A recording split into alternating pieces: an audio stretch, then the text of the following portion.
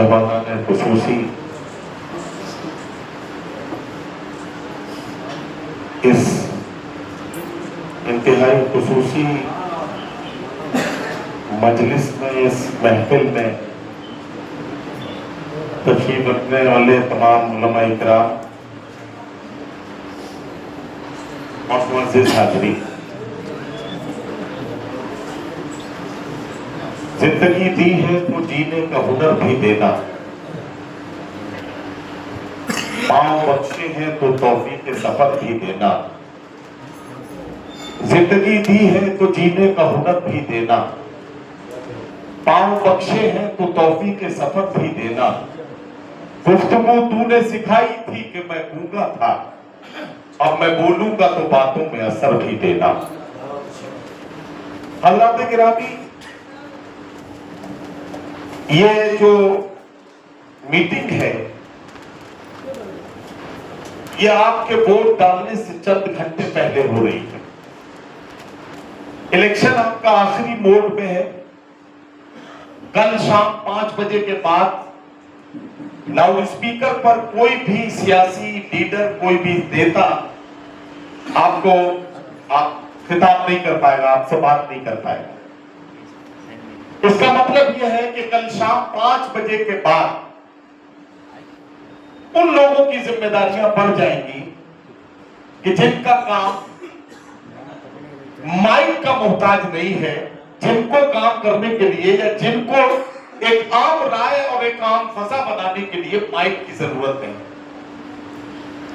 मैं एक बात बताना चाहता हूं कि माइक से लोगों को जज्बाती बनाया जा सकता है, माइक से लोगों को चुनाव के लिए जोश में लाया जा सकता है। लेकिन किसी भी शहर के जिम्मेदार और बहुत जिम्मेदार लोग अगर खामोशी के साथ राय बनाने के इरादे से निकल पड़े, तो जैसा कि बार बार कहा गया कि यहां बैठा एक एक शख्स एक अंजुमन का दर्जा रखता है, एक ऐसी तंजीमी आपके अंदर सलाहियतें मौजूद हैं कि उनके हवाले से आप सैकड़ों हजारों लोगों की राय बदलवा सकते हैं। मैं एक बात बड़ी जिम्मेदारी के साथ आपसे अब कहने लगा हूं, और वो ये है कि ये जो जिस वक्त हम बात कर रहे हैं, आज 17 तारीख है, 18 तारीख को 5 बजे शाम को माइक बंद हो जाएगा, यानी उसके बाद प्रचार का टाइम खत्म। कोई भी एडवर्टीजमेंट, किसी भी तरह का माइक पर कोई बात नहीं होगी। इसका मतलब क्या है? इसका मतलब यह है कि हमें अब एक बात समझने की जरूरत है। सर्वे ये बताता है कि अभी भी मुंब्रा कलवा विधानसभा में 18% लोग ऐसे हैं जिन्होंने अपनी कोई राय नहीं बताई है कि वो किसे वोट देंगे।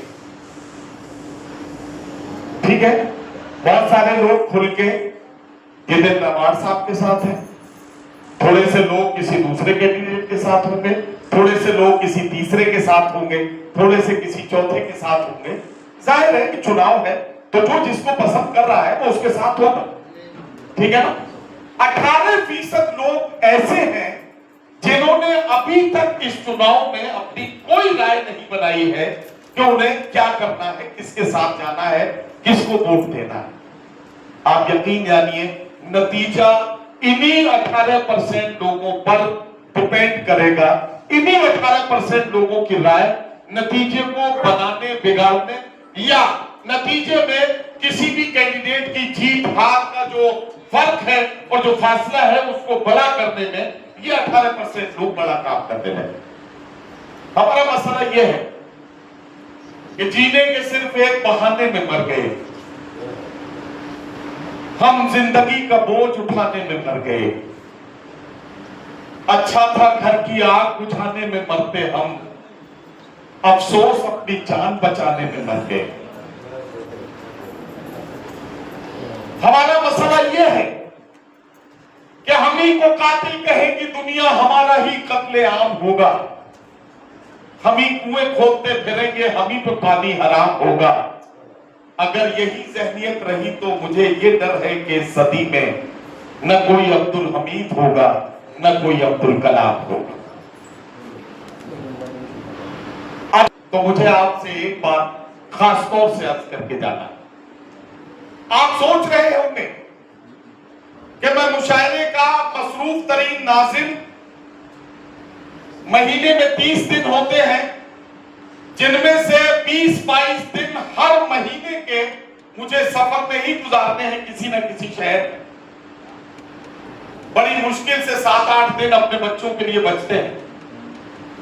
तो मैं आखिर मुमरा में कल से यहां क्या कर रहा हूं? जाहिर है कि इन 2-3 दिनों का शमीम भाई कोई पेमेंट भी करने वाले नहीं। मुशायरे में बुलाते तो जाहिर है मुशायरे का पेमेंट, मुशायरे का मोटा सा लिफाफा मिलता तो मैं उसके लालच में आ सकता था। इस वक्त क्यों आया? इस वक्त आने की एक वजह है जो मैं आपको बता रहा हूं।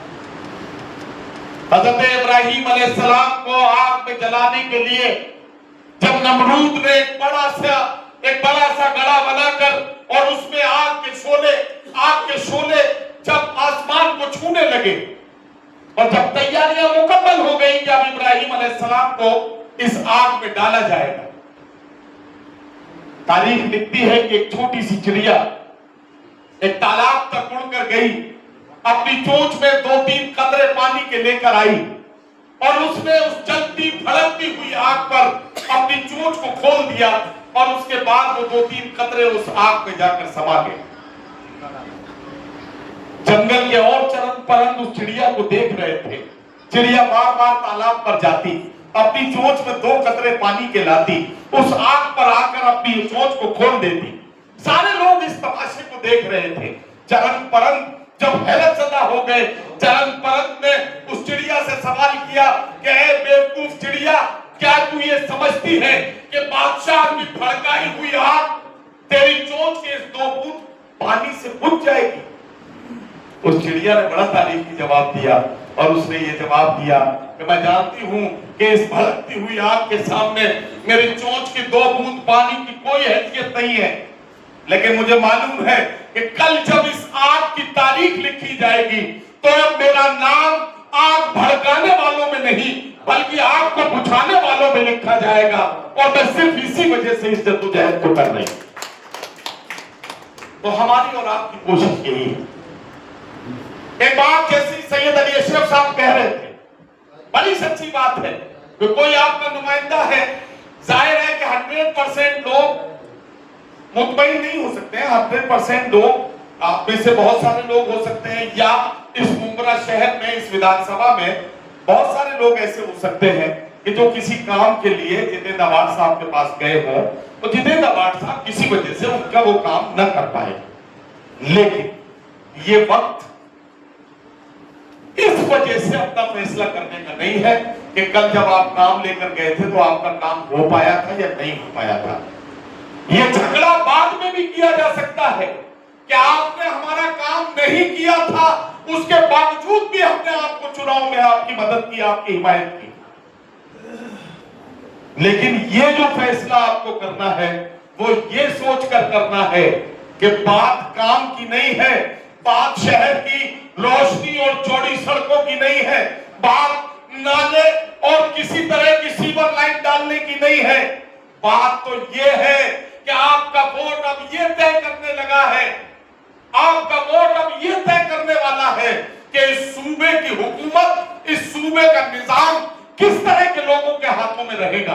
क्या उन लोगों के हाथों में रहेगा जो इस समाज को तोड़ना चाहते हैं, या उन लोगों के हाथों में रहेगा जो इस समाज को जोड़ना चाहते हैं? फैसला आपको करना है। मैं बिल्कुल सच्चाई के साथ इस बात को मानने के लिए तैयार हूं। बहुत सारे लोग, हमारे बहुत सारे साथी, हमारे बहुत सारे भाई जज्बात में इस तरह की बात करते हैं और कहना उनका जाहिर है कि किसी तरह से वो अपनी बात को जस्टिफाई करने की कोशिश करते हैं। लेकिन मैं एक बात कहता हूं, आप जरा सोच के देखिए, आपके सामने 2 नुमाइंदे हैं। एक नुमाइंदा है जो मुसलमान है, एक नुमाइंदा है जो मुसलमान नहीं है। जाहिर है कि आप इनमें से किसी एक को वोट देंगे।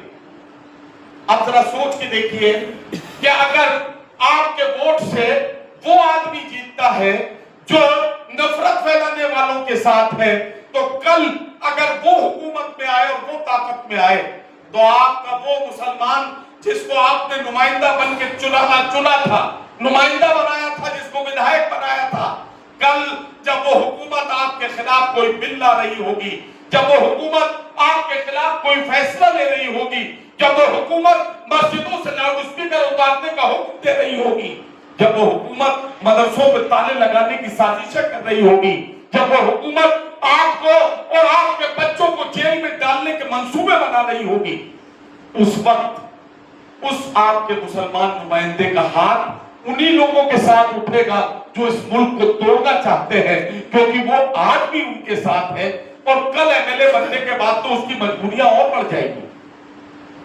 और अगर आप उसको वोट देते हैं जो मुसलमान नहीं है, जो जिसने कलमा नहीं पढ़ा है, जो नमाज नहीं पढ़ता है, रोजा नहीं रखता है, उसका नाम भी मुसलमानों जैसा नहीं है, वो यकीनन मुसलमान नहीं है। बात बिल्कुल बिल्कुल 24 कैरेट की सच बात है कि वो मुसलमान नहीं है। लेकिन कल जब ऐवाने इक़्तिदार में फैसले की घड़ी आएगी, आपके खिलाफ कोई मंसूबा बनेगा और जब फैसले की घड़ी आएगी तो वो आपका नुमाइंदा आपकी हिमायत में खड़े होकर, आपके साथ खड़ा होकर आपके मसाइल के लिए लड़ाई लड़ रहा होगा, आपकी बातों के लिए जद्दोजहद कर रहा होगा, भले ही उसने आपका कोई जाती काम कर पाया हो या न कर पाया हो। फैसला इस सोच के साथ करने की जरूरत है। चलते घर को देखने वालों, फूस का छप्पर आपका है, आग के पीछे तेज हवा है, आगे मुकद्दर आपका है। उसके कत्ल पे मैं भी चुप था, मेरा नंबर अब आया, मेरे कत्ल पे आप भी चुप है, अगला नंबर आपका है।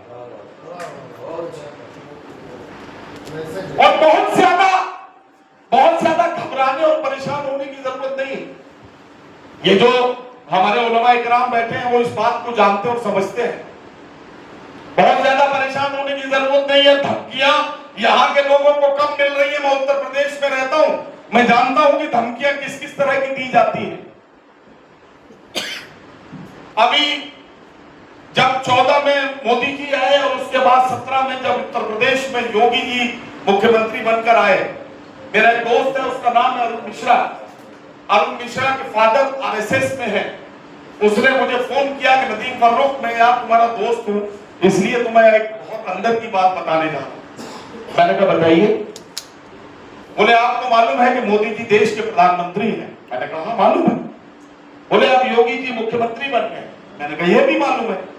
बोले अब मैं आपको बता रहा हूं कि अब जो आने वाला वक्त है वो मुसलमानों के लिए बहुत मुश्किल होने वाला है, और ये भी बताने जा रहा हूं कि खास तौर से दाढ़ी टोपी वाले मुसलमानों के लिए तो बहुत ज्यादा मुश्किल वक्त आने वाला है, इसलिए जरा संभल के बोला करो। मैंने अरुण मिश्रा से कहा कि अच्छा, इसका मतलब दाढ़ी वालों के साथ ज्यादा मुश्किल वक्त आने वाला है?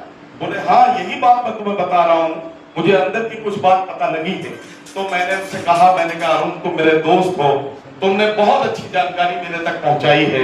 तुमने कहा है कि दाढ़ी वालों पे थोड़ा सा मुश्किल वक्त आने वाला है, इसका मतलब ये है कि ये दाढ़ी रखने का सही टाइम है। इसी वक्त दाढ़ी रखनी चाहिए जब दाढ़ी रखने वालों पर मुश्किल वक्त आने वाला है। क्योंकि मेरा मानना, मेरा ईमान, मेरा यकीन इस बात पर है कि हर मसल्लत भी वही, गम भी वही देता है, धूप और छांव के मौसम भी वही देता है। जख्म लगते ही नहीं उसकी इजाजत के बगैर, और फिर जख्मों को मरहम भी वही देता है। जख्म लगते ही नहीं उसकी इजाजत के बगैर, और फिर जख्मों को मरहम भी वही देता है। बिल्कुल किसी से झिझकने और परेशान होने का कोई मतलब नहीं। हमारा और आपका काम सही फैसला लेना है। आप सब जिम्मेदार लोग हैं। डॉक्टर जितेंद्र अवार्ड साहब को आप बहुत अच्छे से जानते हैं। मेरी तो साल में एक आध मुलाकात होती है। मैं तो थोड़ी बहुत देर के लिए जब यहाँ पहुंचता हूँ तब मेरी तो बहुत छोटी सी मुलाकातें रहती हैं। आपने उन्हें पढ़ता है, आपने उन्हें परखा है, आप लोग ज्यादा अच्छे से जानते और समझते हैं। आपने एक एक बात पर उनके साथ तमाम चीजों के उतार चढ़ाव देखे हैं। मैं सिर्फ ये कह सकता हूं कि अगर अपने भाइयों को, अपने पड़ोसियों को, अपने आसपास वालों को समझाइए कि अगर कोई छोटी मोटी कोई बात 19-20 भी हो गई हो कोई काम आपका नहीं भी हो पाया हो, तो इस वक्त इस बात की शिकायत करने का वक्त नहीं है। इस वक्त इस मुल्क को, इस मुल्क के संविधान को और इस मुल्क के बेहतरीन निजाम को बनाने के लिए हमें अपने मुल्क के सेकुलर बिरादरान वतन को ताकत देने की जरूरत है। और उसी के तहत मैं आपसे ये गुजारिश करने के लिए आया हूं कि 20 तारीख अब बहुत करीब है। कल के बाद बिल्कुल चुनाव के मोड में आप होंगे, आपको ही फैसला करना है, आपको ही अपना वोट देना है। मैं आपसे गुजारिश करने आया हूं कि डॉक्टर जितेंद्र आव्हाड साहब को आप एक नंबर जो बैलेट मशीन में पहला सिंबल तुतारी बजाते हुए इंसान का है, उस पर वोट देकर उन्हें कामयाब बनाए। डॉक्टर जितेंद्र आव्हाड साहब के साथ भाई शमीम खान साहब, इम्तियाज भाई, सैयद अली अशरफ साहब, शोएब भाई और ये तमाम लोगों की टीम जिस जज्बे के साथ लगी है, मुझे मालूम है कि आपके मसाइल को हल करने के लिए तो शमीम भाई ही काफी हो जाएंगे। आपको बहुत ज्यादा डॉक्टर जितेंद्र आव्हाड की जरूरत भी पड़ने वाली नहीं है। सिर्फ अपने आप को मुनज़्ज़म कीजिए, अपने आप को इकट्ठा कीजिए और पूरी मजबूती और हौसले के साथ 20 तारीख को एक फैसले के साथ निकलिए और सारे किसी भी तरह की उलझन का शिकार लोग न हो पाए, क्योंकि हमारे होने वाले हमारे अड़ोसी पड़ोसी वो जरा सी बात में अपने फैसले पर इधर उधर होने लगते हैं। उन्हें बनाना, उन्हें संभालना और उनके फैसले को मजबूत करना, यह आप सबकी जिम्मेदारी है। आप समाज के जिम्मेदार लोग हैं, मीडिया के साथ ही बैठे हैं, इनके सामने बड़ी जिम्मेदारी से कहने लगा हूं, ये आपका शहर है। जैसा सैयद अली अशरफ साहब कह रहे थे कि समाज की जो बीमारियां हैं, इनका इलाज भी हमें और आपको मिलकर करना है। मैं एक शायर हूं, तो शायर होने के नाते मेरा जो अपना फर्ज था वो मैंने पूरा किया। मैं आपसे उम्मीद रखता हूं कि आप डॉक्टर जितेंद्र आव्हाड जैसे शानदार सोच के आदमी को, शानदार सोच के सियासी रहबर को ताकत देंगे और यकीन जानिए आपकी दी गई ताकत इस सूबे का बेहतरीन निजाम बनाने में हमारी और आपकी सबकी मदद करेगा।